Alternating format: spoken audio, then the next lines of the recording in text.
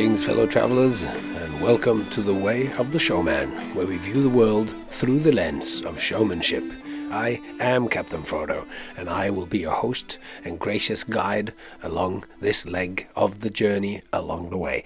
And this leg of the journey is, as the previous episodes, that it's about play. It's playful. So, last time we tried to nail play to the wall, which was the picture that I used a little bit to try to see what it is to try to define something, and play is something which eludes definition. And that not going to stop me from maybe make some definitions as we go along, but for now, the only way that we found to pin it down is to pin it down in many different ways that are interconnected, like sort of those little nails that, I don't know if you did one of those at school, or it's just me that went to a Steiner school or a Waldorf school, and you nail nails down and you put silver thread between them, and before you know it, you got some intricate geometric pattern, like a food web, if you studied ecology or whatever. Anyway, I digress. So last episode we talked about play mice, playing with mice, little stuffed mice that, and all of a sudden there is a bog squid or octopus that has a knitted sweater. You have to go back and listen to that to get into the details. But we ended it by 5 criteria, the 5 criterias for play. So and in a sense, all the stuff we talked about with Teddy, the little dog that was playing, and all the stuff that I talked about with my daughter, playing with the mice, playing Harry Potter out the back of our summer house, where we got out walking in a real swamp, which triggered that stuff with the squid and the cat and the sweater. All of that was to have direct pictures that would then make these criteria that we talk about now, because of course you know what play is. Oh, didn't turn that one off. Because you know what play is, but when I ask you, you don't. So we're going to just look at those 5 criteria for play. That's going to be all the recap that we do, although I have gone on about it quite a bit now. So, criteria 1, play is fun. It's intensely pleasurable and enjoyable. So when we play, we don't want it to stop. We don't want it to stop because it's intensely pleasurable and enjoyable. So why do we play? It's fun. And play is apparently purposeless. That's criteria 2. It appears that it has no purpose. We don't play because we want to learn something. We play because it's fun. And we play for the sake of playing, not to achieve some further goal. So, criteria 2, play is apparently purposeless, done for the sake of playing, not to achieve some further goal. Criteria 3, play is self-motivated, which means that it has to be entered into voluntarily. And this is what we talked about with the dog. If I tell the dog to do something, then he gets a little bit scared. If I tell my daughter that she has to play because we got to wait here for a while now to be in the line to get our passport or whatever at the police station, then there's no chance there's going to be any play. You have to play on the phone, look on the phone, be entertained by someone else. So, play is self-motivated, which means it has to be entered into voluntarily. Number 4 out of 5. Number 4, play has rules. And this is maybe the one that's a little bit tricky, but we're going to get back to that today. Play has rules. Rule number 5, I don't even know how to speak anymore. Criteria 5, play is imaginative and improvisational. Don't know how to speak, but I do know how to improvise myself out of certain word mumbly jumbles. So, with all that said, I think it's time to stop improvising and get into the meat of today's ideas.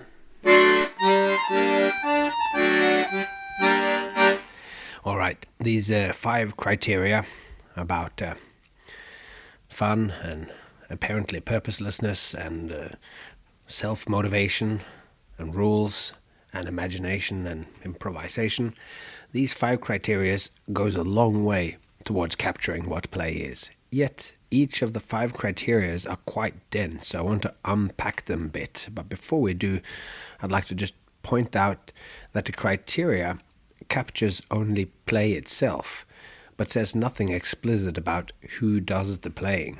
So, before we delve into the activity of what play is, let's just get to know the doer, or the doers.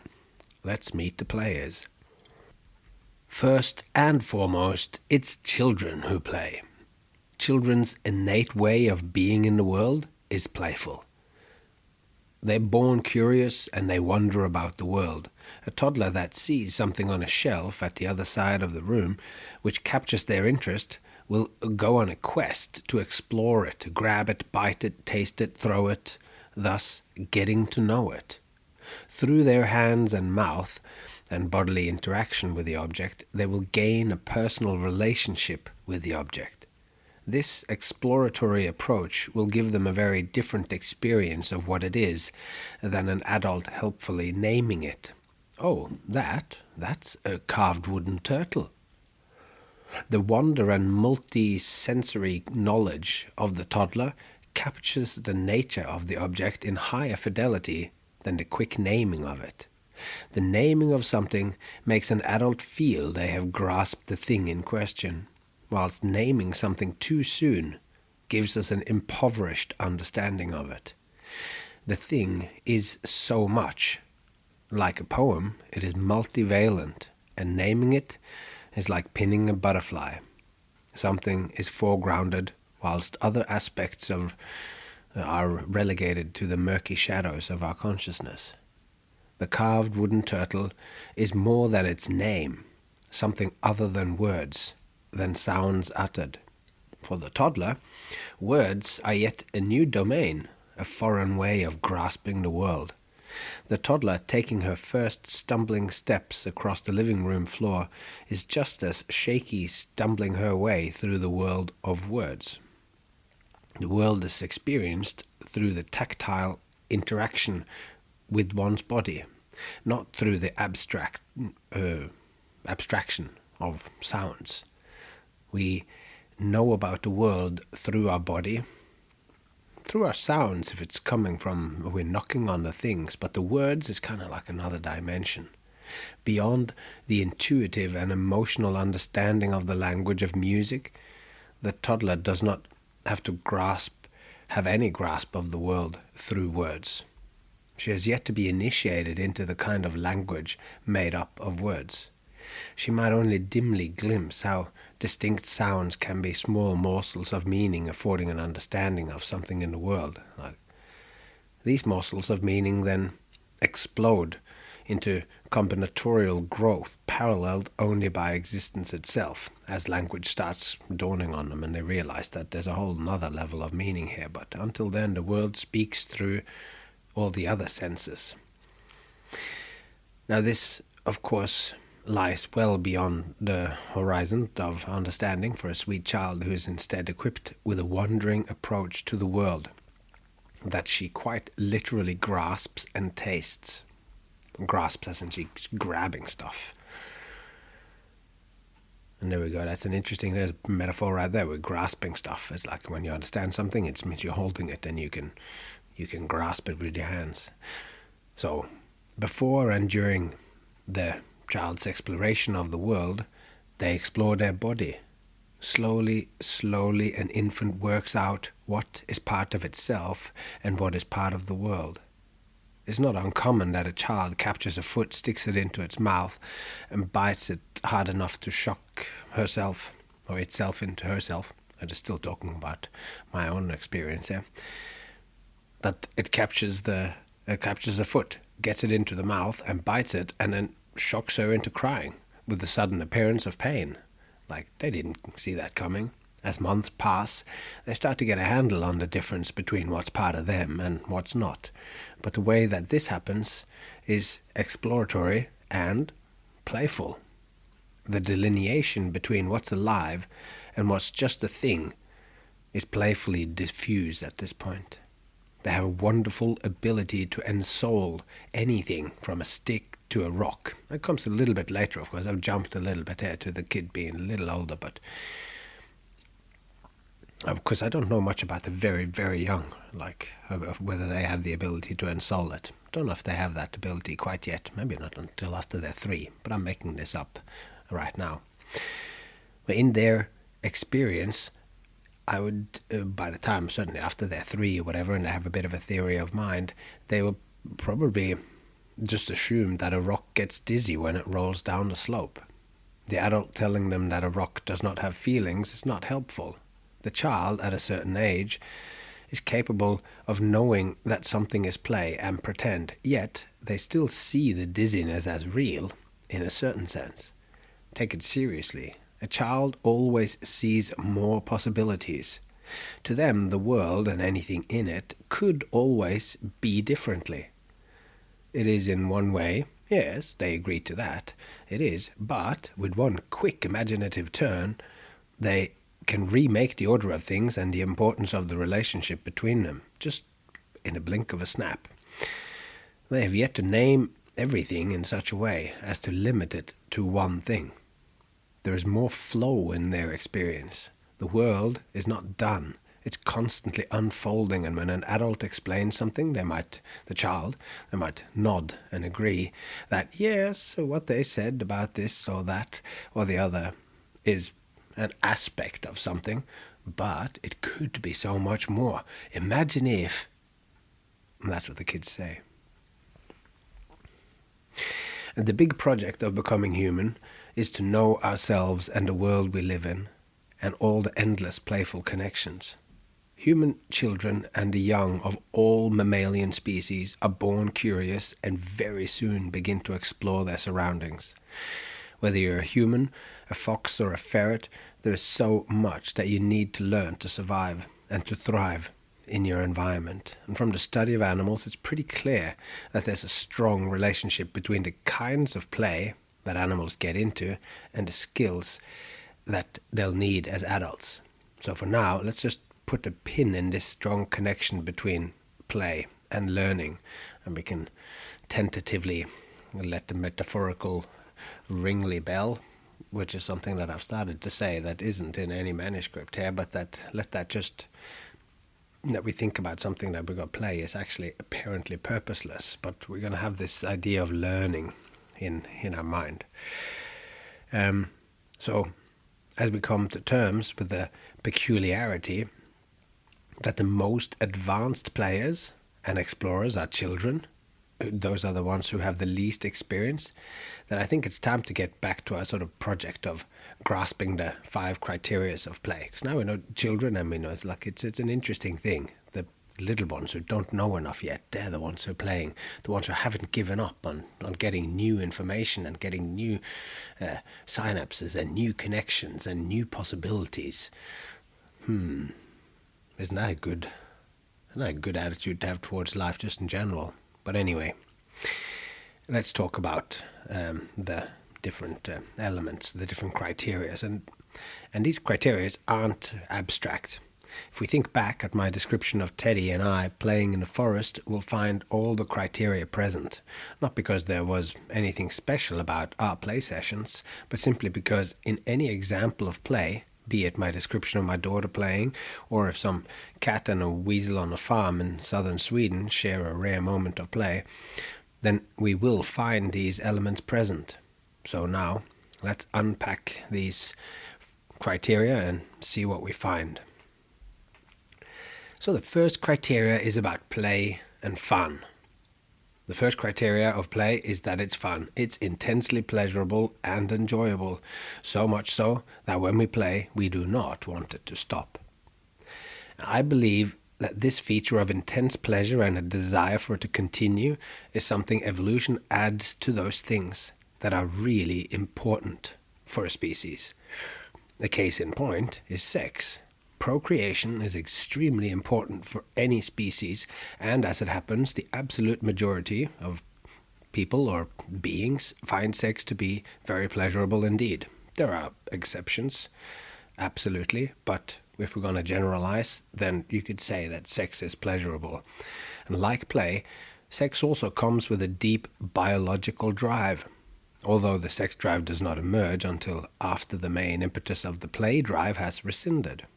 which might be interesting and important. One drive wanes as childhood ends, and another emerges as we become adolescents. And the emergence of the sex drive is a very important factor in what biologically defines the end of childhood. Like, if you look in biology, that's like by the time they get sexually active, and then play is kind of changed into a different kind of play. And in a sense, the sex drive then closes the gate to the kingdom of childhood. And in this trait of fun and good times, this as the criteria, we meet the suspicion that we talked about earlier in regards to the fun that I have whilst doing my work as a showman.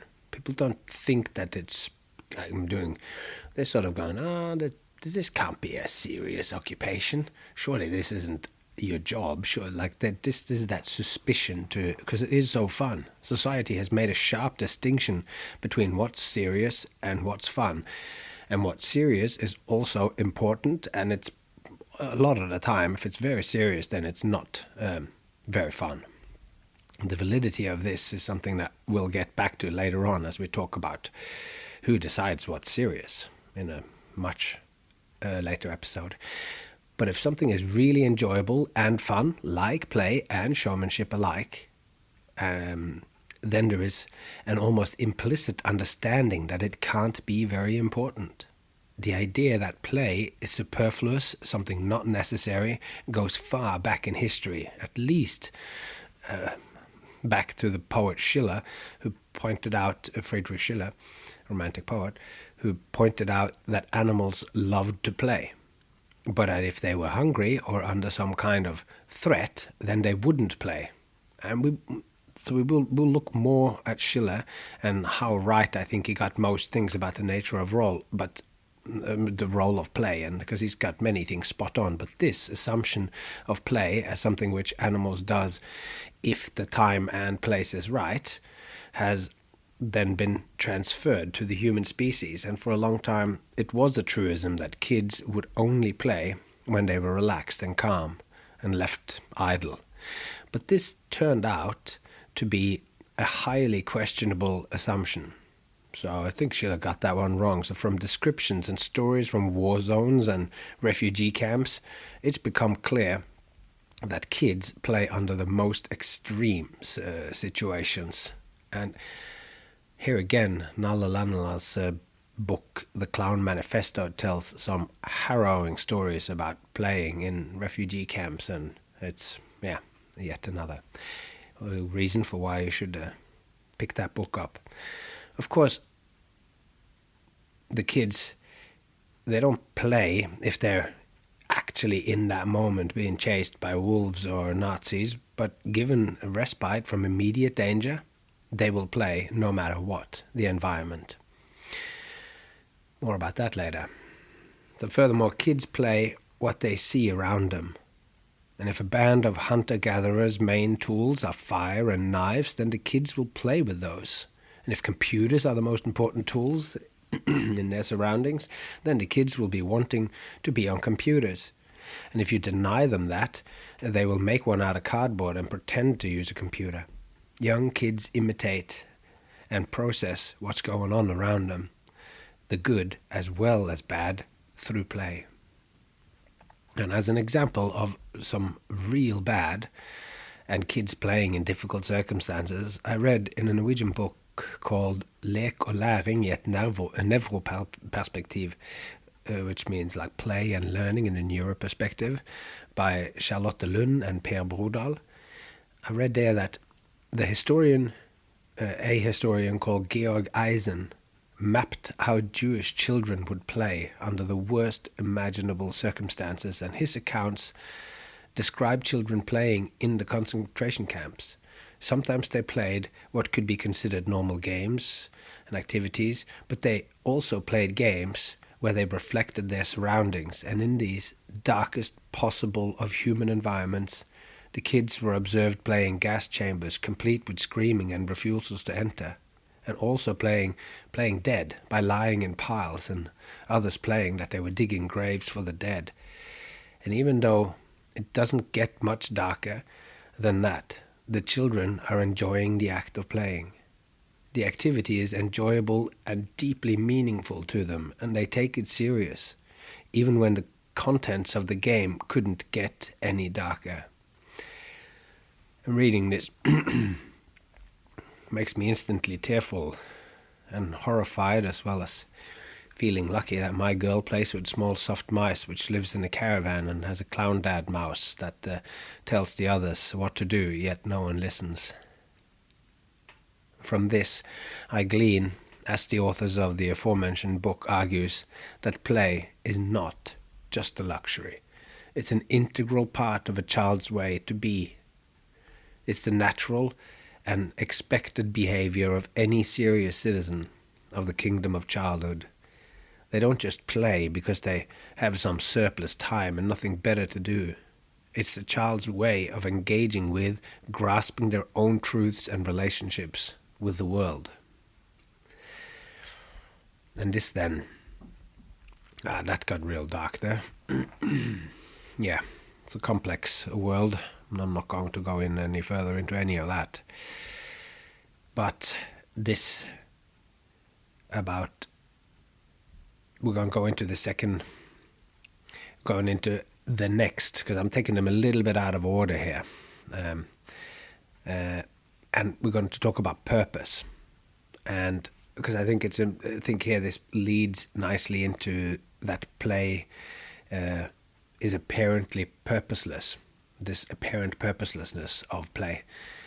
Because here I place the emphasis on apparent, because play is, as we've already mentioned, and that I'm going to drum home, it is not purposeless. The confusion springs from a lack of immediate purpose. And when something isn't done with an immediate cause and effect, that's if it's not immediately apparent, then it is a little bit harder to see, and then you just assume that it has no purpose. But the benefits of play are to be found in a more systemic rather than a linear thinking.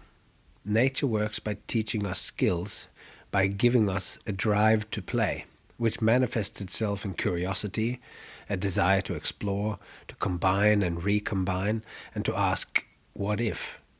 These desires will pay off in the future with a broad spectrum approach combined with our aptitude for metaphorical and symbolic thinking.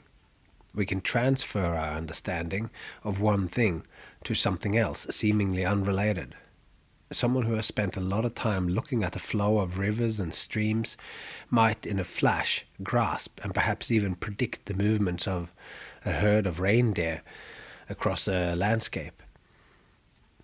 The examples are as endless as the human imagination's ability to discern patterns.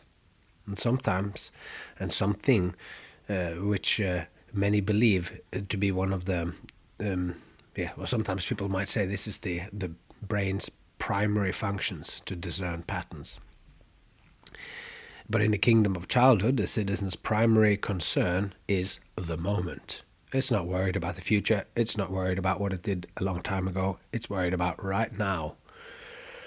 And the fun of a game comes from the spontaneity of being in the moment, of surfing the pleasure of connecting with others and taking part of the unfolding game. When a child plays, they do it because they want to play, not for a further goal in the future.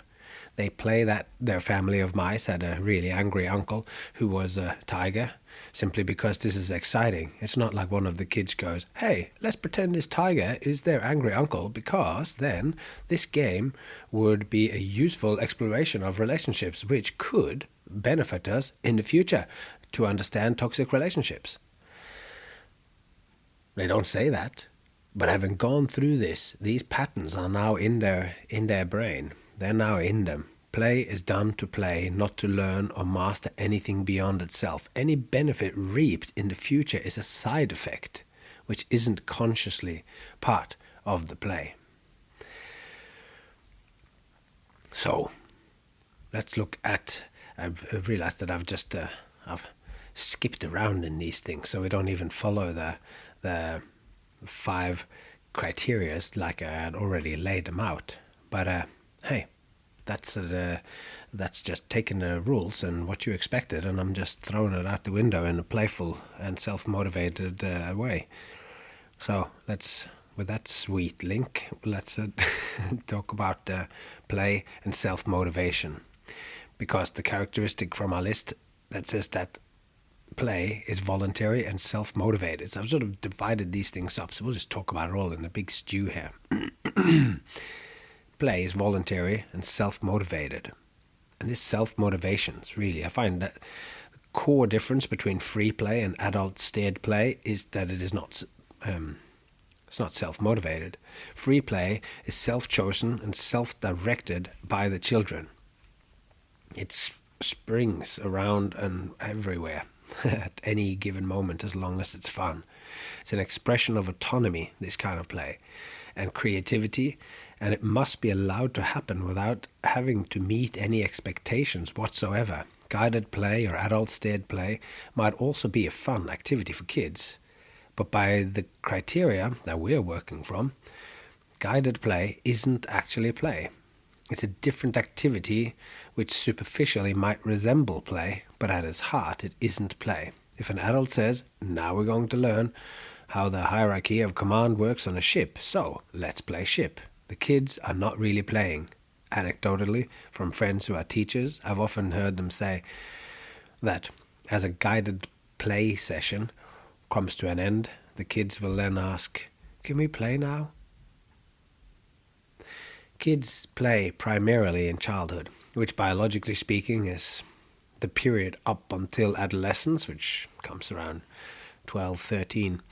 And there is certainly a lot to be said for play still being an important part of adolescence, but as we have become aware of our sexuality and our bodies and minds transform in subtle and not so subtle ways, the play transforms to such an extent that it might benefit from being labeled differently. Much in the same way, I call play free play to distinguish it from things like guided play or whatever other kinds of play there are. And this means that there is a limited period where play behavior and all its benefits comes naturally. So if we adults decide, as we have, that the absolute majority of the time of children will be scheduled and organized by schools or adult-steered after-school activities in whatever form they take, then we are essentially stealing the children's playtime. We're replacing free play with guided play or outright classroom learning, and school is not meant to be play. What happens inside the classroom is learning, and what happens outside in the schoolyard is play. Not as important. That's why we do it outside. Inside, we do the important stuff. The reason we go to school is to learn, and this learning happens inside classroom. At least this is the common view. Whilst the play that happens in recess is often then viewed as just a largely supplementary activity, largely deemed inconsequential. One is deemed proper, useful and serious, which is learning, and the other is purposeless and silly, which is play. This is how the story goes anyway. What's missing from guided play is the self-motivation. There might be other things, but for now I'm going to make that point. The outer expression of what lives inside each and every child. When children are freely playing, they are following whatever whims and desires that lives in themselves, which means that the free play reveals to themselves and the observant adults what they like to do. Through free play, the child learns who it is.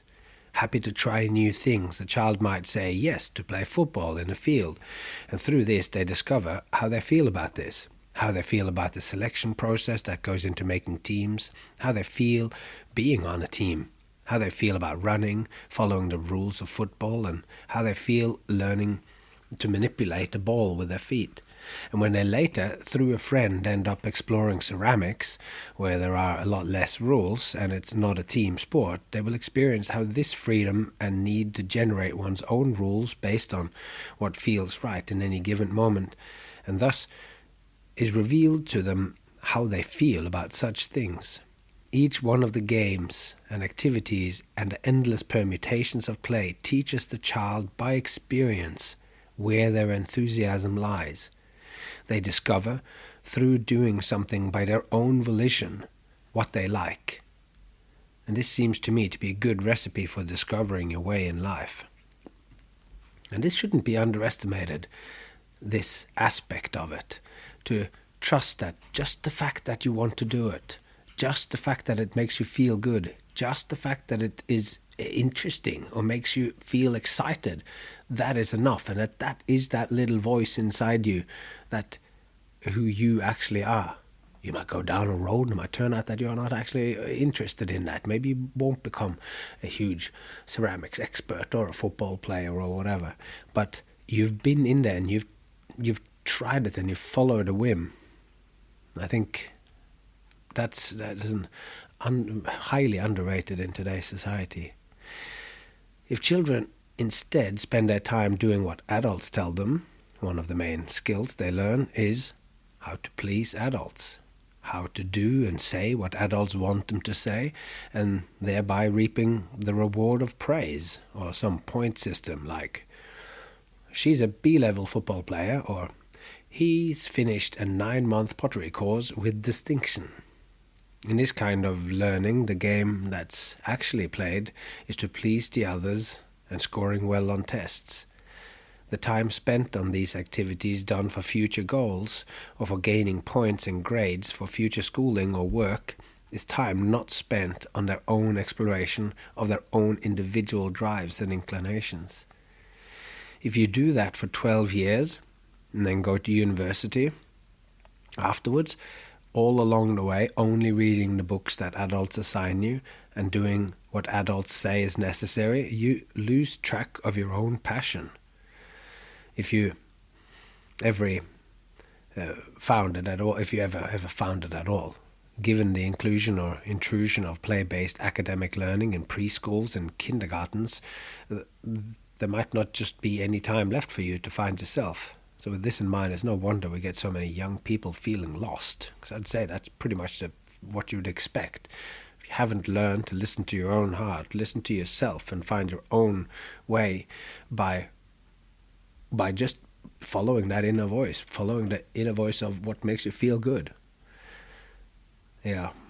So the irony is then that when I watch commencement speeches on YouTube with their advice to young people graduating university, people that are on the threshold to go into the real world, and whether they are made by famous people like Neil Gaiman, Tim Minchin, Steve Jobs and David Foster Wallace, which you can all find on YouTube, or they are made by people that I've never heard of, they all seem in one way or another to say, now that school is done, it's time for you to do exactly what you've always wanted to do. And it seems so obvious and easy, but I'm not sure that after a decade and a half of schooling and just following the rules of others, where some answers are right and all others are wrong, you are so well equipped to know what you want. By the time you're 20, it's late to start looking. It's not surprising then that those who have been playing along the way, those who haven't necessarily scored the highest on the facts and knowledge tests, often score high on creativity and innovation tests like the Torrance tests of creative thinking, which I've only learned about through reading about it online. But apparently this TTCT, Torrance test of creative thinking, which is apparently a thing. I find these kinds of tests a little bit off-putting, and having gone to a Waldorf school or whatever, I can't remember much testing in this manner. But anyway, if you don't score so well on knowledge tests, you often score high on these creativity and innovation tests. And this TTCT test is the most widely used test for what's called divergent thinking. And divergent thinking is a fancy name for what we think of as everyday creativity. And in an article called The Play Deficit, which you can find in Aeon in 2013, which is, I'm going to post a link to that so that you can find it, because it's It's a brilliant article. And it's written by a man called Peter Gray, which is an expert on free play, which we'll hear a lot more about later. So we won't talk too much about him here, but he just says that these tests, the creativity and innovation tests, are better predictors than IQ, high school grades, or peer judgment who will achieve the most. If you score well on the creative thinking test, then chances are you're going to do well, and that's a better predictor. So I think that's an interesting thing to take along with us.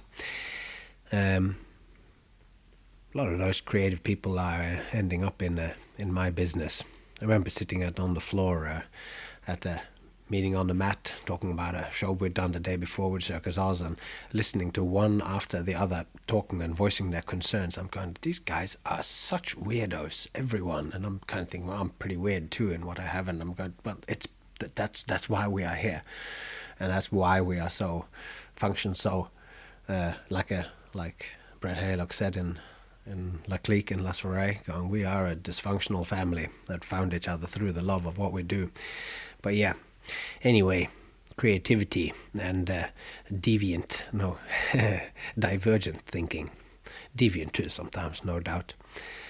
But in a world increasingly complex and driven by technological innovations, where technologies and whole fields of learning might become outdated before you finish your schooling, it seems logical to me that creativity and innovation, as well as self-motivation and self-drive will be key skills in successful and meaningful living. The facts and the necessary knowledge might change, but a creative approach towards navigating a changing environment will always be useful. The nature of creativity is such that it is difficult to teach through conventional school methods, I think.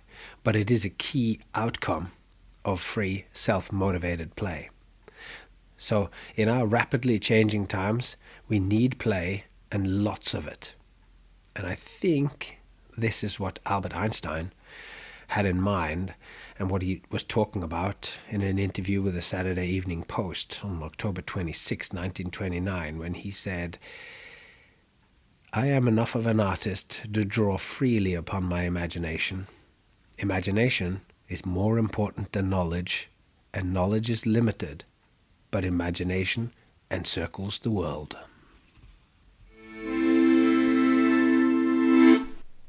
All right, we are trying to grasp it by looking deeper into these 5 criteria, and what we're doing is basically dipping in and out and making connections and talking about things that are inherent in these 5 criteria, because the 5 criteria are in a sense, they're almost like what can you call this, like aphorisms or whatever, because there's so much depth to them. I think play is fun. I'm going to go through them one more time.